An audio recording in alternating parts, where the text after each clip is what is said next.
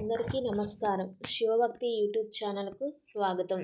అందమైన మా ఊరు యనమల కుదురు. మా గ్రామంలో కొలువైయున్న శ్రీ పార్వతీ సమేత రామలింగేశ్వర స్వామి. ఈ క్షేత్రంలోని గొప్ప విశేషం ఏంటంటే గాలిలో ఓంకారనాదం వినిపిస్తుంది. ఇప్పుడు మనం ఈ ఆలయం గురించి తెలుసుకుందాం. ఈ ఆలయం విజయవాడకు సమీపంలోనున్న యనమల కుదురు గ్రామంలో ఉన్న మునిగిరి కొండపైన ఉంది. అలాగే ఈ క్షేత్రాన్ని మునిగిరి అని కూడా పిలుస్తారు. పరమశివుని యొక్క మహాభక్తుడు ప్రీశిషుడు అయిన పరశురాముడు ప్రతిష్ఠ చేసిన లింగంగా చెప్తారు. అంతేకాకుండా ఇక్కడి నుండి కృష్ణానది వరకు 1000 లింగాలను పరశురాముడు ప్రతిష్ఠించాడని, అవి కాలగర్భంలో కలిసిపోయాయని కొందరు పెద్దలు చెప్తున్నారు.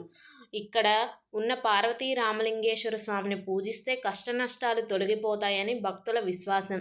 పవిత్ర కృష్ణానదీ తీరంలో వాయులింగంగా శివుడు ఇక్కడ పూజలు అందుకుంటూ ఉన్నారు. పూర్వము ఈ ప్రాంతం తపోభూమిగా వెలుగొందిందంట. 1000 మంది మునులు తపస్సు ఆచరించిన ప్రదేశం కాబట్టి దీనిని 1000 మునుల కుదురు అని కూడా పిలుస్తారు. కాలక్రమేణంగా యనమల కుదురుగా స్థిరపడింది. ఈ క్షేత్రంలోని రామలింగేశ్వర స్వామిని ఒక్కసారి దర్శిస్తే 1000 మంది మునుల అనుగ్రహం అందుకున్న ఫలితం లభిస్తుందని భక్తుల నమ్మకం. అంతేకాకుండా మునిగిరి కొండ కింద సంతాన వేణుగోపాల స్వామి గుడి ఉంది. ఈ స్వామిని దర్శించిన సంతాన భాగ్యం కలుగుతుందని భక్తుల విశ్వాసం. పరశురాముడే కాదు, ఆయన తర్వాత అవతారమైన శ్రీరాముడు కూడా ఈ క్షేత్రాన్ని దర్శించి ఈ లింగరాజ్యంను సేవించినట్లుగా తెలుస్తుంది.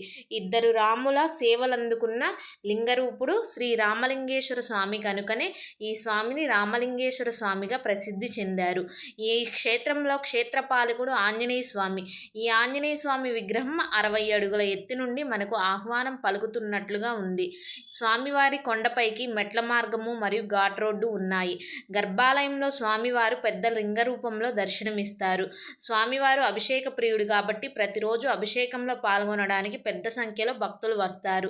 ఈ ఆలయంలో తూర్పు ముఖంగా రామలింగేశ్వర స్వామివారు దర్శనమిస్తారు. దక్షిణ ముఖంగా పార్వతీ అమ్మవారు మనోహర అలంకారంతో దర్శనమిస్తారు. ప్రతి ఏటా ఈ గ్రామంలో మహాశివరాత్రి ఉత్సవాలు అంగరంగ వైభవంగా ప్రభలతో డప్పు వాయిద్యాలతో యనమల కుదురు కైలాసాన్ని తలపిస్తుంది. లింగోద్భవ సమయంలో ఈ కొండ చుట్టూ ప్రబల ప్రదక్షిణ జరుగుతుంది. మహాశివరాత్రి రోజు స్వామివారి కళ్యాణం అంగరంగ వైభవంగా చేస్తారు. మరుసటి రోజు గ్రామోత్సవం, వసంతోత్సవం చేస్తారు. అంతేకాకుండా ప్రతి నెల మాస శివరాత్రి రోజున స్వామివారి కళ్యాణం జరిపిస్తారు. ఆ స్వామివారి కృప మన అందరిపైన ఎల్లప్పుడూ ఉండాలని మనస్ఫూర్తిగా కోరుకుంటున్నాను. ఓం నమః శివాయ. ఓం నమః శివాయ. హర హర మహాదేవ శంభో శంకర. ఓం నమః శివాయ.